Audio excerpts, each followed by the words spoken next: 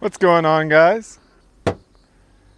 Today we're going to talk about a diesel truck versus a gas truck to haul your truck camper. Let's do this. But before that, let me show you guys where I am right now.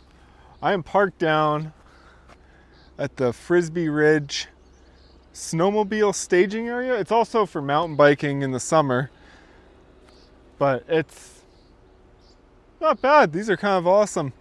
I'm gonna be honest, today sucked. Today was not a good day. As you can see, a piece of my mountain bike's missing, the shock. I soon found out today that the shock had become aerated, which is basically air's gotten past a seal and into the oil, and now it sounds like a sloshy mess. The lockout doesn't work, all that stuff. So it's, I don't know, it's kind of a pain.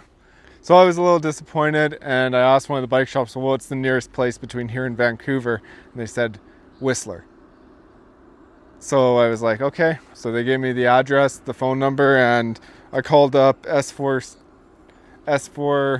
suspension, and they said, yep, send it on down and we'll have it all fixed up. And I said, I'll be down there to pick it up in 2 weeks. So I'm going to Whistler in 2 weeks. How cool is that? We're gonna go to the bike park, I think, and get some good laps on the bike. I do think this all works out because I wanted to go to Whistler and Squamish and Cumberland and the island and all that stuff anyways, so this isn't a bad thing. But okay, so my truck is a 2005 Ram 2500 with a 5.9 liter Cummins turbo diesel. The truck is currently sitting at about 193,000 kilometers on it. So when I bought it, it had 130,000 on it. This is actually the longest I've ever owned a vehicle.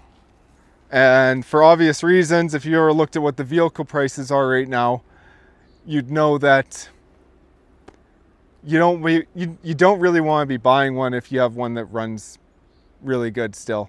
And that's what this is. It runs absolutely amazing. That being said, this has been the most expensive truck I've ever owned for maintenance wise. Let me tell you more about that. So I've owned this truck for about 4 years. Most of my vehicles, I've gotten rid of them after about 3.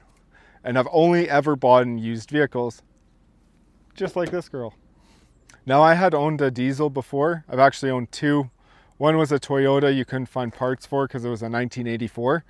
And the other one was a 2011 Duramax. And that one was amazing. I loved it. But that one was very expensive to maintain. And after owning that and having to deal with emissions and stuff and reliability issues because of that, I decided to go with an older diesel like this. And this is the last year you could get with it. This does not have a diesel particulate filter, DEF, or anything like that. There's not even an EGR on it. How they used to do the EGR in these is it was somewhere in the timing they would have the exhaust gas go back in. It was almost like it wasn't even noticeable. So there is no emissions on this. And I shouldn't say this isn't the last year for this. Any 5.9 Cummins that you'll find won't have emissions on it. That'll be just a straight diesel, no issues with DEF or DPFs or anything like that. That being said, other issues I've had an injector go on this one. Diagnosing it and trying to figure out everything and get the new injector in, it ended up costing me about $1,000. If I could have diagnosed it myself and put the new injector in myself, it would have cost me about $500. At the time though, I was having some issues with it. I couldn't figure out which cylinder it was. We tried to do a cylinder cutoff. The machine that we had couldn't do it, so I ended up taking it to a shop and they did it for me. And once they found out which one it was, at that point I said, while you're in there, you might as well just throw a new one in. So they did that for me, threw it in, and we were done. It's now just about been a year since that, and I haven't had any more issues. And now that I've had that happen to me, I kind of know what to look for when an injector is going on these. I think the next time I'll be confident in trying to diagnose it myself. Oil changes and stuff like that, I'd say it's probably about 30% more expensive for an oil change on this if you do it yourself, just because you have to buy more oil. Filters and stuff, I find they're about the same as what a gas truck would cost. But if you are someone who has to take it to a shop, or you don't want to work on the truck yourself, don't buy a diesel. Go buy a gas truck. It's going to be a lot cheaper to take it to a normal shop where they're able to do that. You're going to be paying a normal vehicle shop rate. With this truck, you have to take it to a heavy duty shop or the dealer. Sometimes you get a good dealer that's honest, or you end up going to a diesel shop and you're paying heavy duty rates. 90% of the things on this truck I am able to fix myself, so I'm not too concerned about having to take it to a shop very often. Now, I think the next thing we should talk about is probably reliability and how it compares for reliability to like something like a heavy duty gas truck. So like a 6-liter Chevy, a 6.2 Ford F350, like anything like that. Or in some cases like a 6.4 Hemi, I guess too. Those I don't really have much experience with. The 6.2 Fords though, I know they're a really solid motor. Plenty of people say that they'll go to 300,000 kilometers, no problem. The 6-liter Chevy, I've seen those. I've literally driven those with 400,000 kilometers on them. Now comparing those motors to something like this, if both motors were side by side, maintained exactly the same, the Cummins is probably going to go longer than both of those motors. But by how long, I don't really know. I have seen a lot of people say that these are 1,000,000-mile motors. I always look at too, with the two of them, the cost to rebuild and replacement of the motor. Chevy 6-liters are like a dime a dozen. Literally everyone and their dog has one laying around. They're not hard to find, so you could easily replace that. The 5.9, they're pretty common too, but they go for a prettier penny. So if you do have problems, you are going to pay more to get the diesel rebuilt or put in a new motor. And that goes with everything for this truck, is it is going to cost a little bit more. And it's just because that's just the way diesels are. They cost more. Now, I think another thing to mention is probably like power. Obviously, the diesel has a lot of it. Lots of torque. I think this one's over around 650 foot-pounds of torque, which I guess for today's modern diesels isn't that much when like Ford and Dodge have 1,000 foot-pounds now. Pulling hills, the cooling system, everything like that. This, it just works awesome. Hauling this camper with this is an absolute dream, and it's just great. I love it. That being said, the Chev 6-liter or the Ford 6.2, they'll both do it. Yeah, they're going to be revving a lot more, going a lot harder, but they'll do it. They'll do it just fine. I guess what you could say is the diesel's more efficient because the diesel's it's going to do it better, and it's going to get better fuel mileage while it does it. The gas truck's not going to be that much crazier or worse on fuel. Maybe 4 miles per gallon worse. That's what you could expect out of it. I know the 6-liters are really, really bad on fuel. I think the 6.2 is a bit better.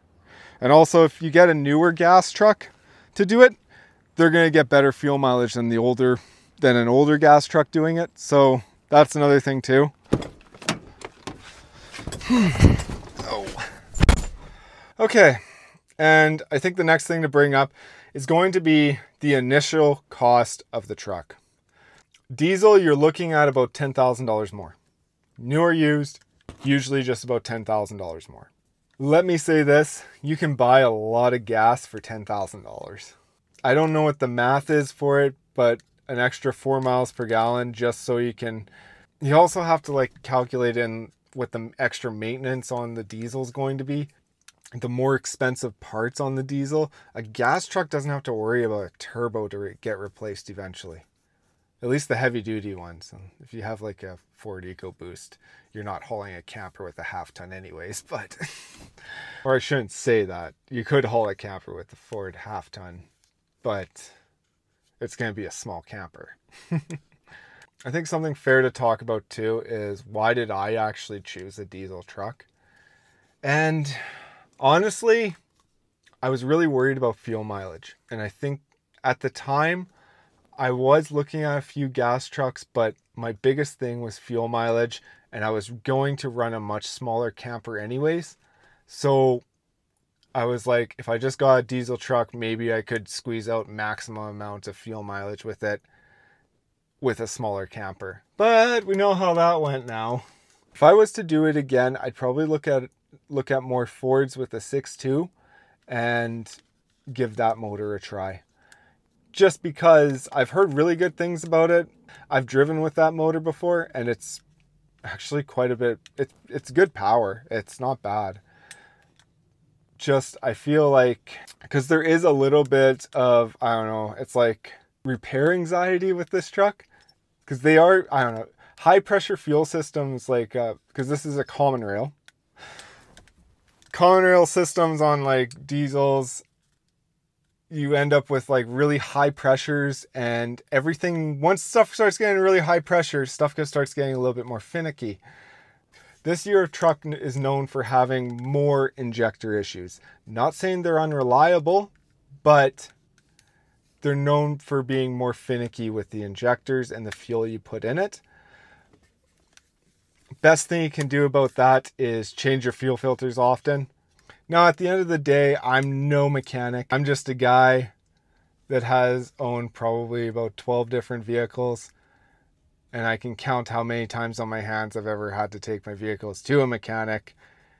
Because when you feel like anytime you take your vehicle to a mechanic, it costs about $500 to $1,000, you don't really want to go to a mechanic anymore, and you start kind of figuring stuff out, and that's just how I've been. So would I buy this truck again?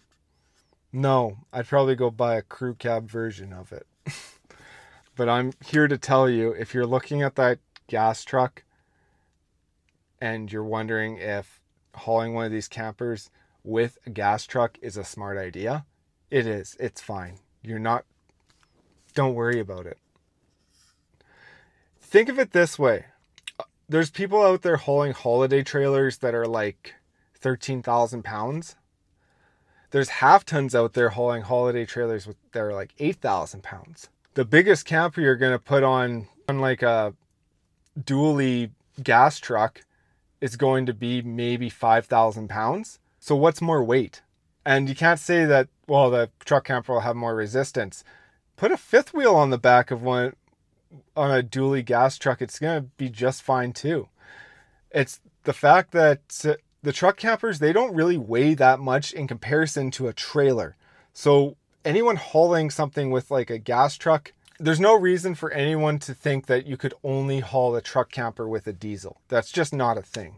A gas truck is more than adequate enough to haul that. It has enough power, it'll be fine. Now the diesel is going to have you smiling while you do it. The gas truck's just going to have you being normal. You're not going to be sad, you're not going to be overexcited, but the diesel's going to have you smiling a little bit more. That smile goes away pretty quickly when you get a message on your dash saying truck's going into limp mode in 300 kilometers because your DEF system's not working anymore. Ask me how I know that, because it wasn't on this truck. It was on my last diesel, my expensive diesel. If you know a thing or two about vehicles and you really, really want a diesel, I just go ahead and get the diesel. Or if you have money to spend, go and get the diesel. You'll have fun with it. It's great. But if you're also looking at the gas truck and you're like, I'd rather put the extra money into like the camper that I'm going to put on the truck, then I get the gas truck, and you won't be upset about that either.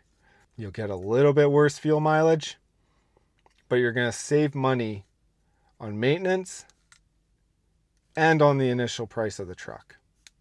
Just because you're buying a diesel doesn't mean you're not going to have any issues. You're going to have issues with a diesel too. That's just life. But all right, you guys, it was a good chat. And if you enjoyed this video, be sure to like and subscribe. And I'll catch you on the next one.